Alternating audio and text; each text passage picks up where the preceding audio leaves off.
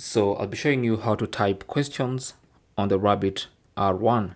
So let's say you don't want to ask questions with your voice or using pictures and you prefer typing your question. Then what you can do is first of all enable the terminal. So to do that, just go to settings and then under settings, scroll down to enable terminal and make sure that is enabled. Having done that, you can now go back to the home screen. And whenever you're on the home screen, when you put your Rabbit in landscape mode, it's going to open the terminal. And on the terminal, you can now type questions.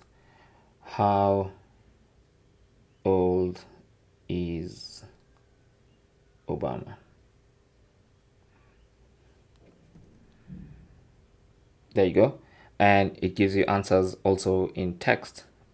All right. So that is basically how to type questions on the Rabbit R1.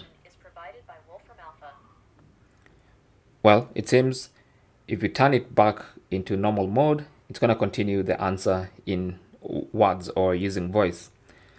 Anyway, thanks for watching. Comments and questions down below, and good luck.